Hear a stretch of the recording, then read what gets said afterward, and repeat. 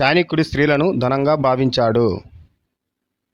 భార్య తన భర్తకు అన్నిటిలోనూ అండగా ఉంటే అది అతనికి నిజమైన సంతోషాన్ని ఇస్తుంది.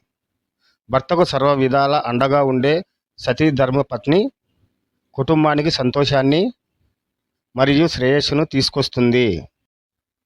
విభేదాలు, చర్చలు ఉంటే వాటిని సహనంతో పరిష్కరించుకోవాలి. ఒకరిపై ఒకరు కోపగించుకోకుండా క్షమించాలి.